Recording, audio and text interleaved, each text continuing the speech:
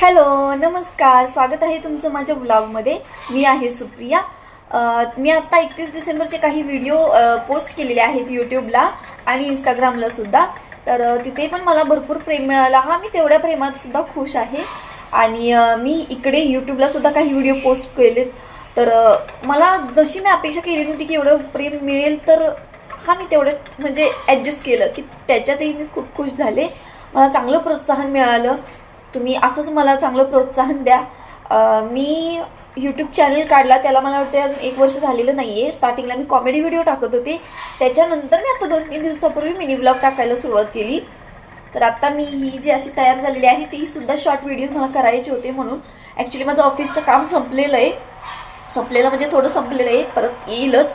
पण त्याच्यातून मला 1 तास वेळ मिळाला, त्याच्यातूनच मी शॉर्ट व्हिडिओ केले आणि आता मी ते अपलोडही करेन यूट्यूबवर.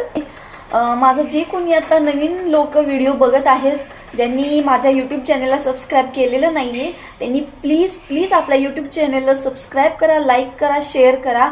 असं त्यामुळे मला जरा एक वेगळं प्रोत्साहन येईल, एक आयडिया येतील नवीन व्हिडिओ बनवायला. तुम्हाला अजून कसे व्हिडिओ बघायला आवडतील ते सांगा कमेंट करून.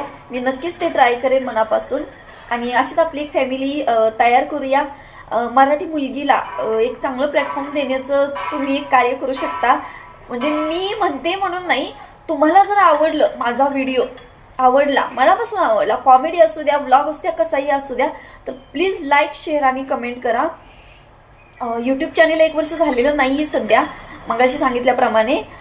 तर मी आता हळूहळू ब्लॉग बनवायलाही सुरुवात करेन. माझं डेली रुटीन, कुठे बाहेर फिरायला गेले तर मी तिकडचे व्हिडिओ मी तुम्हाला शेअर करत जाईल. जरा बॅकग्राऊंडचा आवाज येत असेल तर प्लीज सॉरी, समजून घ्या. इथे जरा कामं चालू आहेत त्यामुळे आवाज येत असतो दिवसभर. मी काय बोलत होते, यूट्यूबचं चॅनेल मी यासाठी काढला की म्हणजे मला अगोदर त्यातली एवढी काही माहिती नव्हती. मी नॉर्मल रील्स बनवत होते, मला आवडतं. पण माझ्या एकटा भावाने सांगितलं मला, म्हणजे मावशीच्या मुलाने, की तू एवढी छान व्हिडिओ बनवते तर तू यूट्यूब चॅनेल का नाही काढत. तर मी त्याला म्हटलं, अरे बाबा मला यातलं काही माहीत नाही आहे, तुला जर माहिती असेल तर सांगा, मी करते चालू. मग त्याने मला सगळी माहिती दिली आणि मग मी स्टार्ट केलं. हळूहळू त्याच्यात मला प्रेम मिळालं. शॉर्ट व्हिडिओमध्ये खूप प्रेम मिळालं.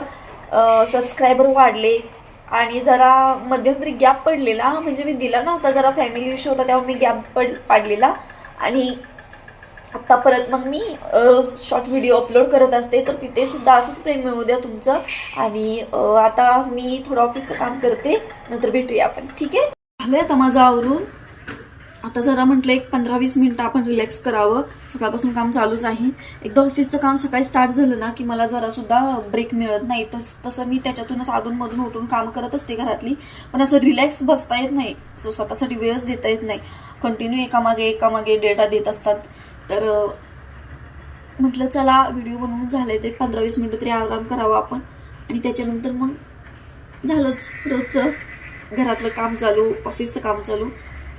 आणि मी आता पित आहे चहा. वाजलेले आहेत 4:15. तर आता पटपट चहा पिऊन थोडी घरातली कामं करून घेते. परत ऑफिसचं काम स्टार्ट करायचं आहे. आणि मग आपल्याला स्वामींची, दत्तांची पण आरती करायची आहे मला. त्याच्यानंतर जरा थोडं एडिटिंग पण बाकी आहे, ते पण करायचं. तर आता थंडीमध्ये असं चहा प्यायला कोणाकोणाला आवडतो कमेंट करून सांगा. मला तर आल्याचा चहा भयंकर आवडतो. कंटिन्यू मी आल्याचा चहा पित असते. कधी एक टाईम फक्त कोरा चहा पिते. आवडतो मला, पित्तासाठी चांगला असतो. एवढा त्रास होतो मला सुद्धा पित्ताचा, पण चहा काही सुटत नाही माझा. आणि चहासोबत मी आता खात आहे टोस्ट. कारण नॉर्मल भूक लागल्यासारखं झालेलं आहे मला. थंडी असल्यामुळे आय थिंक भूक लागते सारखी. चांगलं आहे ना, असं तर कधी तोंड चालू नसतं, त्यानिमित्ताने तरी तोंड चालू होईल. आणि इथे वरती आहे महाराजांचा फोटो, इकडे विठ्ठल रुक्मिणी. जय महाराष्ट्र. आणि इथे चहा वगैरे पिऊन झालेला. त्याच्यानंतर थोडा स्वयंपाकाची निम्मी तयारी करून मी ऑफिसचं काम संपलं म्हणून PC बंद करायला आलेले. तेच वाट बघत होते कधी संपतंय म्हणून. एका बाजूला भात, एका बाजूला मटकीची आमटी आणि भेंडीची तयारी करून ठेवलेली. मला तर भेंडी खूप आवडते बाबा खायला. म्हणजे मी आता भात आमटी वगैरे झाले, भेंडीची तयारी करून ठेवली. आता पटकन कणिक मळून घेते आणि मग स्वामींची आरती करते. त्याच्यात मला अर्धा तास तरी जाईल. ऑफिसचं काम तसं आज लवकर झालं माझं, 6:30लाच. कधी होतं लवकर, कधी खूप वेळ लागतो. आज जरा कामाचा लोड कमीच होता. कम्पेअर टू मंगळवार. हां बरोबर, मंगळवारी भरपूर काम होतं 3 दिवस सुट्टी असल्यामुळे. पण आज जरा काम कमी होतं, त्यामुळे मला बाकीची घरातली कामं करता आली. तर आता पटकन मी कणिक मळते आणि मी स्वामींची आरती करते. तर देवाला दिवाबत्ती करून झालेली आहे आणि आता मी करणार आहे स्वामींची आरती. स्वामींची आरती करून झाली आणि आता मी परत आले किचनमध्ये जेवण बनवायला. आता करते भेंडी आणि त्यानंतर मग मी लगेच चपात्या करून जेवायला बसेन, किचन वगैरे सगळं आवरून.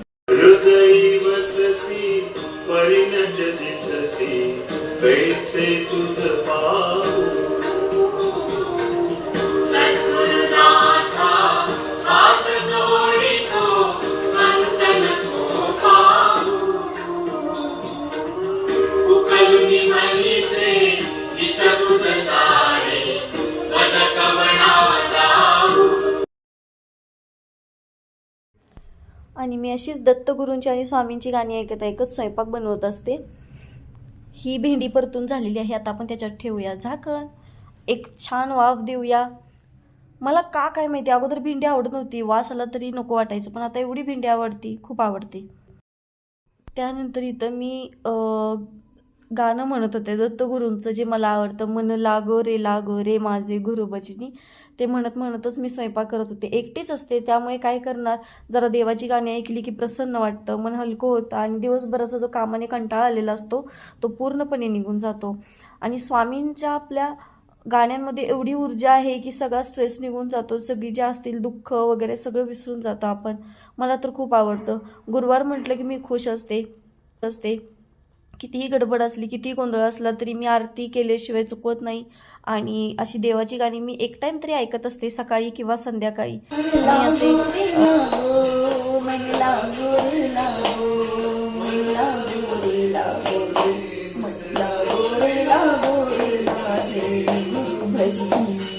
असं मला देवाची गाणी ही एवढी भयंकर आवडायला लागलेत. आता स्वामींच्या गाण्याची एक वेगळीच ऊर्जा असते, मला ती एवढे आवडायला लागलेत. परत स्वामींची भक्ती करणाऱ्यांना ते जे फळ मिळतं ना, त्याच्यानंतर त्यांना जो अनुभव येतो, त्याच्यानंतर ते भक्ती करणं कधीच सोडून देणार नाही. तसंच मला अनुभव आले खूप वेळा. त्यामुळे मी म्हणजे असं नाही मी देवांमध्ये भेदभाव करत नाहीये, पण एक श्रद्धा असते ना आपली कोणत्या तरी देवावर, अशी माझी श्रद्धा आहे.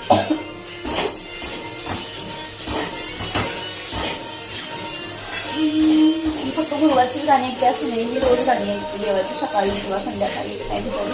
मला खूप छान माहिती होतं, सगळं स्ट्रेस जातो, माझा कामाचा कंटाळा जातो. आणि ते मी भेंडी करते. भेंडी खरं तर ॲक्च्युली आता इकडेच ठेवणार आहे आणि चपाती करायला. आणि चपात्या वगैरे करून सगळं काम आवरून स्वयंपाक भांडी वगैरे ते झाल्यानंतर मग मी लगेच कपड्यांच्या घड्या घालायला सुरुवात केली. सकाळी कपडे धुतलेली होती, दिवसभर काही वेळ मिळाला नाही आणायला.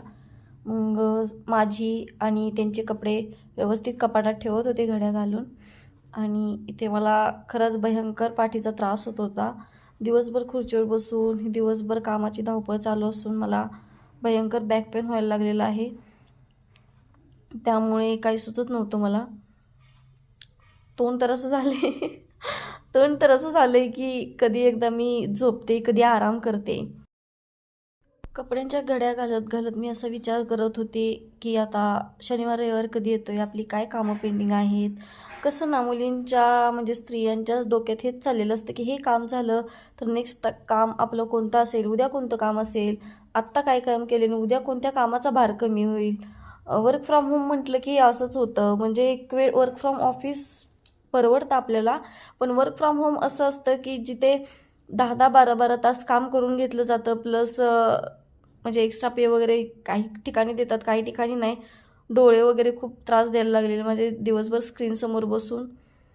पाठीने तर खूप हैराण केलेलं, पण काम तर ओळखायचं होतं. त्यामुळं मग मी लगेच एक 5 मिनटंच थोडं शांत बसून लगेच कपडे वगैरे कपाटात ठेवायला घेतली आणि उठले. आता तुम्हाला भेटते स्वयंपाक वगैरे झाल्यानंतर. स्वयंपाक झाला, किचन वगैरे आवरला, भांडी घासली, कपड्यांच्या घड्या घातल्या आणि आता मी बसली टी व्ही बघत वाटाण्याचे शेंगा सोलायला सकाळच्यासाठी. सकाळी परत गडबड होते माझी खूप. आत्ताच तयारी करून ठेवली तर जरा बरं पडतं, सकाळी गडबड होत नाही. कारण 8लाच लॉग इन असतं माझं, ऑफिसच्या कामाची सुरुवात 8लाच होते. आणि आता वाटाण्याच्या शेंगा सोलणार, थोडा वेळ बाहेर चालून येणार आणि मग जेवणार.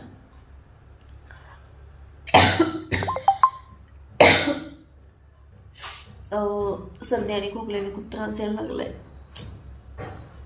कंटाळा तर खूप आले, असं वाटते जेवायला नको, काय नको, झोपावं निवांत. काय करणार, कामं काही संपत नाहीत.